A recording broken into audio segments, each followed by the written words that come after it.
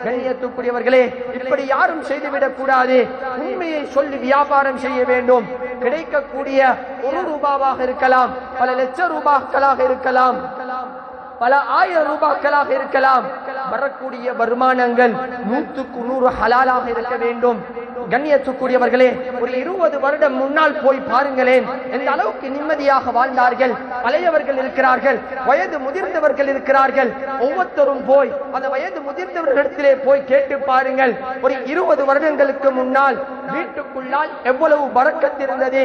வீட்டுக்குள்ளால் 15 பேர்கள் இருப்பார்கள், 20 பேர்கள் இருப்பார்கள். ஆனால் சம்பாதிப்பது ஒரே ஒருவர் தான். 15 பேருடைய தேவைகளும் பூர்த்தியாக்கப்பட்டது. இன்று குடும்பங்களிலே 15 பேர்கள் இருக்கிறார்கள், 20 பேர்கள் இருக்கிறார்கள், 20 பேருமே சம்பாதிக்கிறார்கள். ஆனால் தேவைகள் பூர்த்தியாகுவது கிடையாது. அந்த காலத்திலே 9 மணிக்கு தொழிலுக்கு போவார்கள், அசருக்கு பின்னால் வந்து விடுவார்கள். ஊரிலே ஏதாவது முக்கியமான பங்கன்கள் இருந்தால் அதற்கும் கலந்து கொள்வார்கள். திருமண வைபவங்கள் இருந்தால் அதிலும் கலந்து கொள்வார்கள். ஏதாவது மீட்டிங்கள் இருந்தால் அதிலும் கலந்து கொள்வார்கள். ஆனால் 20 பேர் 15 பேருடைய தேவைகளும் பூர்த்தியாக்கப்பட்டது. இன்று காலையிலே 6 மணிக்கு ஓடுகிறோம், மாலையிலே இல்லாமல் இரவுடைய நேரத்திலே 10 மணி 8 மணி என்பதாக வருகிறோம். அப்பையும் எங்களுடைய தேவைகள் பூர்த்தியாகுவதில்லை. காரணம் என்னவென்று சொன்னால், அதில் அடிப்படை காரணங்கள் அதிகமாக இருந்தாலும் முக்கியமான ஒரு காரணம் தான் நம்முடைய வியாபாரத்தை நாம் சரியான முறையில் அமைத்துக் கொள்வது கிடையாது. பிழையான வருமானத்தில் நாம் இன்னும் வாழ்ந்து கொண்டிருக்கிறோம், பிழையான வருமானத்தை நாம் உழைத்துக் கொண்டிருக்கின்றோம். கண்ணியத்துக்குரியவர்களே, சில உதாரணங்களை மட்டும் சொல்லி நான் இந்த ஹுத்பாவை முடித்துக் கொள்கிறேன். நான் விளங்குவதற்காக வேண்டி 1-2 விடயங்களை மாத்திரம் சொல்கிறேன். கண்ணியத்துக்குரியவர்களே, ஒருவர் வெளிநாட்டுக்கு போகிறார்.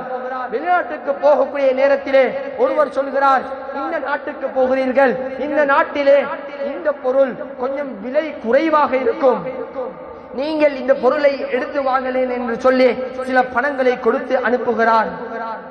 இந்த மனிதர் போறார், அங்கேயும் இங்கேயும் சுத்திவிட்டு அந்த பொருளை 1000 ரூபாவுக்கு வாங்குகிறார். கண்ணியத்துக்குரியவர்களே, 1000 ரூபாவுக்கு வாங்கிவிட்டு இவர் இங்கு கொண்டு வந்து இது 4000 ரூபாய் என்பதாக இந்த மனிதருக்கு கொடுக்கிறார். கண்ணியத்துக்குரியவர்களே, பத்வாவை உலமாக்களிடத்திலே கேட்டு பாருங்கள்.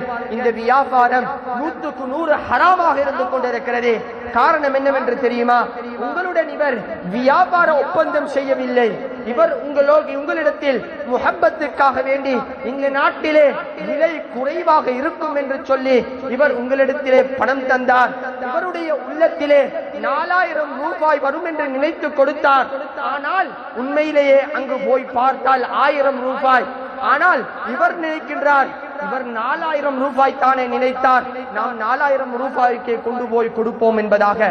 கண்ணியத்துக்குரியவர்களே, இது ஹராமான ஒரு தொழிலாக இருக்கிறது. இந்த வருமானம் ஹராம். கண்ணியத்துக்குரியவர்களே, இவர் அதற்கு சில காரணங்களை காட்டுகிறார். நான் டாக்ஸியை எடுத்துக்கொண்டு இந்த இடத்துக்கு போனேன், அங்கு போனேன், இப்படியெல்லாம் செலவழித்தேன், நேரத்தை செலவழித்தேன் என்று அவர் உள்ளத்திலே நினைத்துக் கொண்டு இதை கொண்டு போய் 4000 5000 ரூபாவுக்கு கொடுக்கிறார். ஹராம் சகோதரர்களே, உங்களுக்கு அப்படி தேவை என்றால் இவரிடத்தில் அது தெளிவாக சொல்லப்பட வேண்டும். உங்களுடைய இந்த பொருளை எடுப்பதற்காக வேண்டி நான் இத்தனை ரூபாய்களை செலவழித்திருக்கின்றேன், நீங்க இந்த பணத்தை தாரீங்களா என்பதாக அவருடைய அனுமதியோடு. கண்ணியத்துக்குரியவர்களை, இப்படி பணம் எடுக்க முடியும். இப்படி ஏராளமான விடயங்கள் இருக்கிறது.